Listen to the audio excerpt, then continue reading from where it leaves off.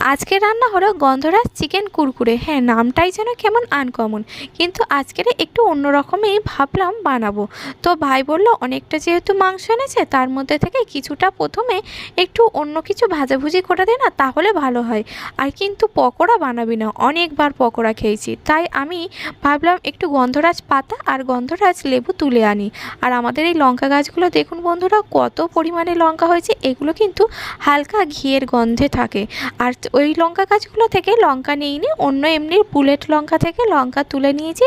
লঙ্কাটা তুলে কেটে বেটে নিয়েছি। আর এইদিকে দেখুন ও সলিড পিসগুলো মাংসের কিছুটা এরকম সরু সরু কুরকুরের মতো লম্বা লম্বা করে কেটে নিয়েছি।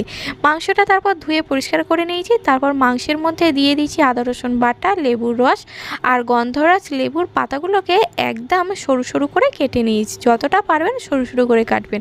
আর ওই যে কাঁচা লঙ্কাগুলো বেটে নিয়েছিলাম, এখন যেন মনে হচ্ছে শুকনো লঙ্কা বেটেছি, কিন্তু না, পাকা কাঁচা লঙ্কাগুলো বাটতে এতটা সুন্দর রং হয়েছে। তো এবার সমস্ত উপকরণ ভালো করে হাত দিয়ে মেখে নিতে হবে। ও হ্যাঁ, এর মধ্যে কিন্তু আমি নুনও দিয়েছি। তো ভালো করে মাখিয়ে নিয়েছি। আর এদিকে দেখুন আদা রসুন বাটার যে বাটিটা ছিল, সেই বাটিটার মধ্যেই বরফ দিয়ে দিয়েছি আর তারপরে একটু জল দিয়ে দিয়েছি।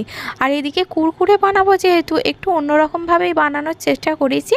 তো প্রথমে একটু ময়দা আর তার সাথে একটু কর্নফ্লাওয়ার নিয়ে নিয়েছি, তার মধ্যে দিয়ে দিলাম নুন আর তার মধ্যে আমি কিন্তু দিয়ে দিলাম অল্প একটু চাট মশলা। আমি কিন্তু এখানে আর অন্য কোনো মশলা দিইনি। আর দেখুন এইভাবে লম্বা লম্বা করা মাংসের যে টুকরোগুলো নিয়ে প্রথমে ওই ময়দার মধ্যে এইভাবে হাত দিয়ে চেপে চেপে যতটা পরিমাণে পারবেন ময়দাটা যেন মাংসের গায়ে লেগে যায়। আর এইভাবেই চেপে চেপে আমি একটু মাংসের গায়ে ময়দাটা ভালো করে লাগিয়ে নিয়েছি। আর এখানে কিন্তু ঠান্ডা জলের মধ্যে দিয়ে দিলাম, দিয়ে এই মাংসের টুকরোটা তারপরে আমি কিন্তু আবারও তুলে নিচ্ছি। তো এইভাবে আমি কিন্তু কোট আর একবার করে নেব। আগে ময়দার সাথে নেব, তারপরে আবার জলের ঘোলায় ডুবিয়ে আবার কিন্তু আমি এইভাবে ময়দার সঙ্গে ভালো করে মাখিয়ে নিচ্ছি। যতটা পারবেন এইভাবে চেপে চেপে লাগিয়ে দেবেন মাংসের গায়ে ময়দাটা। তারপরে বাকিগুলো আমি এইভাবে একসাথে দু তিনটে নিয়ে একইভাবে কিন্তু করে নেব সমস্ত।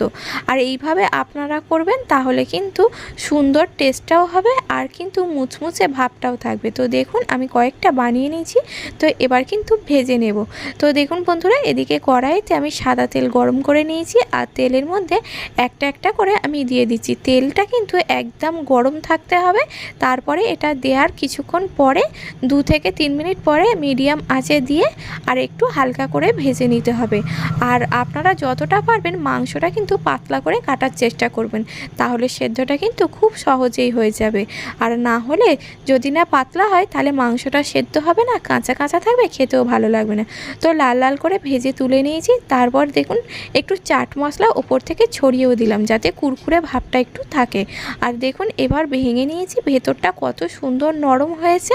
এবার কিন্তু সস দিয়ে সাজিয়ে নিয়েছি খাওয়ার জন্য। তো রেসিপিটি ভালো লাগলে লাইক শেয়ার কমেন্ট করবেন। আর চ্যানেলে নতুন হলে চ্যানেলটি সাবস্ক্রাইব করে পাশে থাকার অনুরোধ রইল।